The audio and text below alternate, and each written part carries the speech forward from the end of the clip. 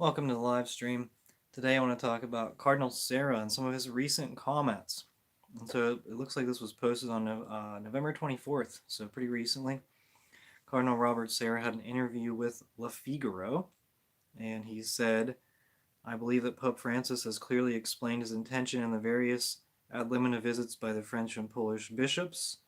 He said this in regards to Traditionis Custodes, Pope Francis' restricting of the Latin Mass. Cardinal Sarah says, its aim is absolutely not to do away with the old liturgy. Really? He is aware that many young people and families are intimately attached to it, and he is attentive to this instinct of faith which is expressed in the people of God. So Pope Francis is aware that many young people and families are attached to the Latin Mass, and so he's restricting it. Cardinal Sarah, he said its aim is absolutely not to do away with the old liturgy. Can you believe that? Um, it's he. So a lot of people are saying he's completely clueless. Let me finish this quote though. He said, "The Pope asked to apply this text with flexibility and fatherly meaning. He knows well that what has been sacred for so many generations cannot be despised and banished overnight. Pope Francis thus expects that the current liturgy will be enriched by the best of the old liturgy. Likewise, he clearly expects the ancient liturgy to be celebrated in the spirit of Vatican II, which is perfectly possible. According to him, it is not and must not become a pretext for the protesters of the council." So, okay, so Cardinal Sarah, it looks like he's correct, and Pope Francis definitely wants Vatican II and all that stuff. But it doesn't seem like Cardinal Sarah realizes that Pope Francis really wants to stomp it out, and that's what a lot of bishops have been doing. And if Cardinal Sarah doesn't understand this, although I'll bet he does, here's what I think. I think Cardinal Sarah is Opus Dei. And I've said this before, but Opus Dei, there's not a lot of information on Opus Dei because it's a secretive organization, very secretive. So much so that no one really knows about it except for the people that have been there. And the people that have been there and left have said, um, that Opus Dei basically took all their money and forced them to do like manual labor and strict obedience. And that's a key here, blind obedience. And if Cardinal Sarah is doing the blind obedience thing to Pope Francis, uh, that's that's my speculation. I also have speculation that Cardinal Renzi is Opus Dei, and that's for another topic. Um, I have my own speculations based on some information that I'm not going to release, but and it's not like inside information. It's just I don't know, maybe mildly inside information, but Damian Thompson with he formerly wrote for the Catholic Herald. He's a Catholic journalist, and he said that Opus Dei. Uh, he said several he said there's a few high-ranking cardinals who have not spoken out publicly against Pope Francis, who are Opus Dei, and that's holding them back from speaking out publicly against Pope Francis. And so, um, this is my speculation. We're going to compare Cardinal Sarah 2021 to Cardinal Sarah 2019. There was an interview. It asked Cardinal Sarah about a bunch of different topics. It said the one question was, why do you think more and more young people are attracted to the traditional liturgy / the extraordinary form? And Cardinal Sarah says, I do not think so. I see it. I'm a witness to it. So his response is, I don't think so. I know so. He says, and young people have entrusted me with their absolute preference for the extraordinary form, more educative and more insistent on the primacy and centrality of God, silence, and on the meaning of the sacred and divine transcendence. But above all, how can we understand? How can we not be surprised and deeply shocked that what was the rule yesterday is prohibited today? Was he referencing Vatican II? Vatican II's crackdown of the Latin Mass. He said, "Is it not true that prohibiting or suspecting the extraordinary form can only be inspired by the demon who desires our suffocation and spiritual death?" So of course he has to change his tune. If he's going to be obedient to Pope Francis, he's got to change his tune on that. But um, prohibiting the Latin Mass can only be inspired by the demon who desires our suffocation and spiritual death. I mean, do you agree with that? I agree with that statement. And here Cardinal Sarah is saying, the Pope asked to apply this text with flexibility and fatherly meaning. Um,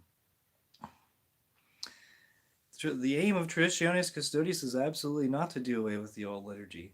Well, if he doesn't want to have to admit that about Pope Francis, what he said about the demon, yeah, then he would try to tiptoe around and try to twist things as much as he could, even though you can't make a circle look like a square. Sorry. And it's kind of like the children's game. Have you heard of the children's game Twister? I'm someone's probably gonna correct me on this. Whatever. I believe from what I remember, because I've played it as a kid, there were like 16 dots. So four, these are like it's in a square shaped like pattern. So four rows of four dots, four different color dots. There's like red, blue, green, and yellow. I think that's what it is. And I don't know if there's like a spinny thing or like a dial where you spin and or like a dice that you roll or something. And it says a color and like right arm, left leg, or right leg.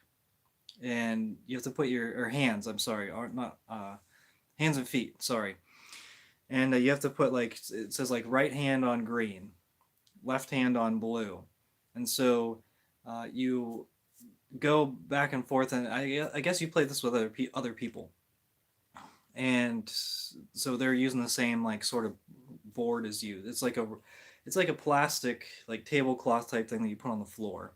It has the dots on it. And so as the different colors and the like your arms, your hands, or your feet get called on different numbers, I think you lose whenever you hit the ground with another part of your body other than your hands and feet. And this is what they're doing. They're playing Twister. Cardinal Sarah's playing Twister, and all these bishops and cardinals and priests who are trying to still justify what Pope Francis is saying. They're playing Twister. It's a children's game, and you end up losing because some of the stuff he's saying. I mean, Amoris Laetitia, that's not Catholic. What about the Pachamama worship? And then the Synod on Synodality, um, banning of the Latin Mass, and maybe we're going to come up with communion for Protestants. That's what it is. I want to get into more of this interview here in 2019 from Cardinal Sarah. It really wasn't that long ago. Cardinal Sarah, he's got to kind of change up what he says. But that quote about the demon, Pope Francis, have you seen that? Maybe that's why Cardinal Sarah was forced out so quickly, so that Pope Francis could sneak in this Latin Mass ban as quickly as he could. Cardinal Sarah says, when the extraordinary form is celebrated in the spirit of the Second Vatican Council, it reveals its full fruitfulness. How can we be surprised that a liturgy that has carried so many saints continues to smile at young souls thirsty for God? What's this obsession with the Second Vatican Council? Like, when anyone attends a Latin Mass, Vatican II is irrelevant because it has nothing to do with Vatican II.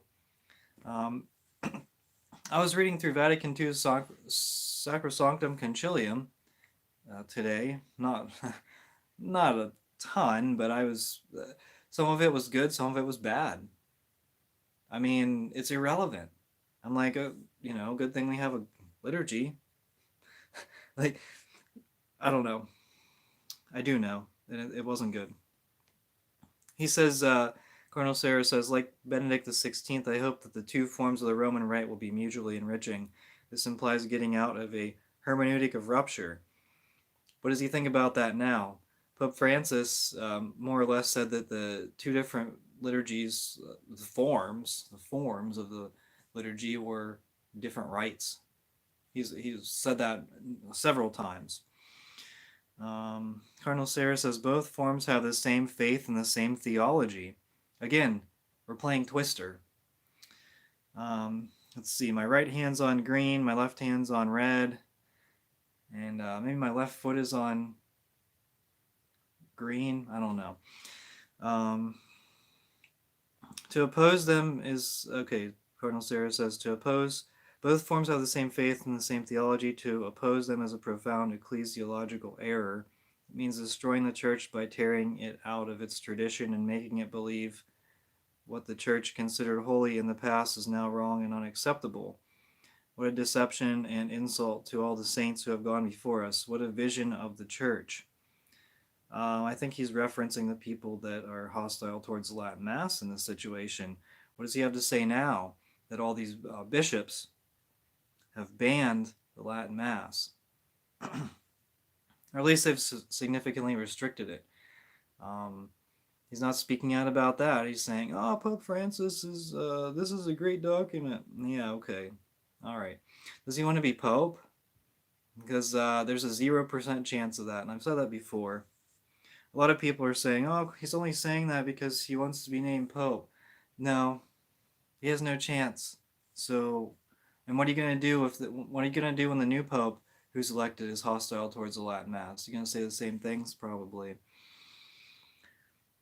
He says the conciliar constitution stipulates that new forms adopted should in some way grow organically from forms already existing. Well, the conciliar constitution, that didn't happen. He says it would therefore be wrong to oppose the council to the tradition of the church. In this sense, it is necessary that those who celebrate the extraordinary form would do so without a spirit of opposition, and therefore in the spirit of Sacrosanctum Concilium. It is necessary that those who celebrate the extraordinary form do so without a spirit of opposition. I guess that means that this is sort of like a Pope Benedict era type of thought process, is that bishops shouldn't oppose the Latin Mass because unity. I mean, heck, hey, if you don't believe in the Catholic faith, then you're going to oppose the Latin Mass. Just what it comes down to. He says we need the extraordinary form to know in which spirit to celebrate the ordinary form. Conversely, celebrating the extraordinary form without taking into account the indications of Sacrosanctum Concilium risks reducing this form to a lifeless and futureless archaeological vestige. Now this is a bizarre comment, because I can tell you, I'll ask you the question: out of the SSPX, FSSP, and Institute of Christ the King, any other Latin Mass orders, exclusively Latin Mass orders, how many of them celebrate the Novus Ordo? 0.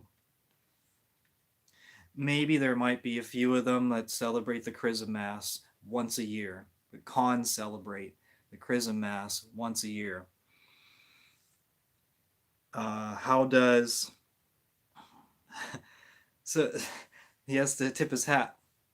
He has to tip his hat to the Novus Ordo, because that's what all of these cardinals grew up in. And unfortunately, it's hard to... What would I say? It's hard to unlearn bad habits. Okay, he says it would also be desirable to include in the appendix of a future edition of the Missal the penitential rite and the offertory of the extraordinary form, in order to emphasize that the two liturgical forms illuminate each other in continuity and without opposition. So why would it need to be in an appendix?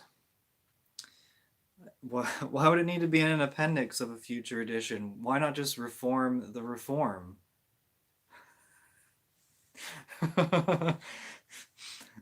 I mean, change is part of the name of the game in Vatican II, right? Based on what I read in Sacra Sanctum Concilium, it seems like that's the case. I mean, you have to adapt to the cultures. I'll go over this at some point, probably in more detail. I'll give you some quotes um, of Vatican II, and because I was like, well, what did Vatican II actually intend? And I got the actual quotes, but then you scroll further down, and you're like, I mean, it says one thing, and then it says the opposite. Um, Weaponized ambiguity. I mean, that's the best way to summarize it that I've heard. I think that was Monsignor Charles Pope who came up with that term. So good for him. He really hit the nail on the head there. Cardinal Sarah says, if we live in this spirit, then the liturgy will cease to be in the place of rivalries and criticism and will finally lead us into the great heavenly liturgy. Now, if they took the Latin Mass and translated it into the vernacular, do you think people would have had as much of an issue right now? If they kept all the prayers, didn't change the readings, kept the same calendar, do you think there would have been as much of a problem? No, there wouldn't. And um, Pope Saint Pius X, in the early 1900s, I believe he was Pope at some point in the first decade of the 1900s, and he was on the case of modernism. He knew there was modernism creeping its way into the church, and he tried to stop it, you know, but you can't stop it after you're no longer Pope. I mean, so, but yeah, it really crept into the church, and in Vatican II, they opened up the windows, and all the modernism, flew right in. I mean, it's kind of like it's really cold here where I live. When you open up the door, you can feel a nice blast of cold air. And that's exactly what happened. You let the fresh air in, and boom, there's the modernism. It takes a while to get it out. I mean, it takes a while to heat it back up. If you leave that window open for too long, that's what they did, and it's still open. And we see division. But I don't even want to say division because in a video I said before, there is no division in the Catholic Church. If you don't accept all the doctrines of the church, you're outside of it. You're in a different church. And that's very true. And you can play all the twister games you want, but it's not going to make you Catholic. It's not going to make these other people Catholic. And I see a commenter here: these people are monsters for what they did. Yeah, they're inspired by the demon. I mean, I think this is an interesting interview. I agree with some of Cardinal Sarah's points. I disagree with some of them, but what I absolutely agree with, anyone who prohibits the extraordinary form, well, it's no longer the extraordinary form, it's the Latin Mass. Anyone who prohibits the Latin Mass can only be inspired by the demon who desires our suffocation and spiritual death. That's exactly true. And this is a good summary. These guys are monsters. They're inspired by the demon. And I mean, what, like, I guess some of them, they're trying to be good bishops. They're trying to be, blindly obedient to Pope Francis, all this stuff. All right. But have you considered it? Have you discerned it? You know, um, how are you going to accompany people? These people, these parishes, these congregations, they're the ones that are growing. The rest of your parishes, congregations are shrinking.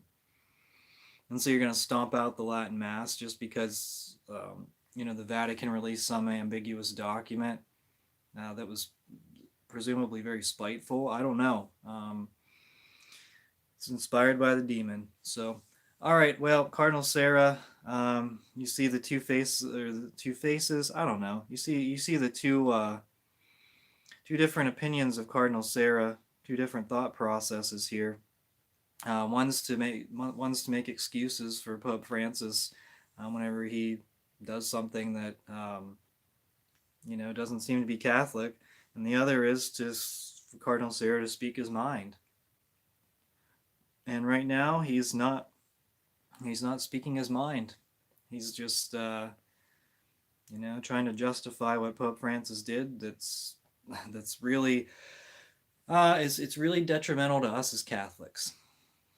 It's really detrimental to the Catholic faith, and people just need to say that up front, because banning the Latin Mass isn't going to do anything other than strengthen.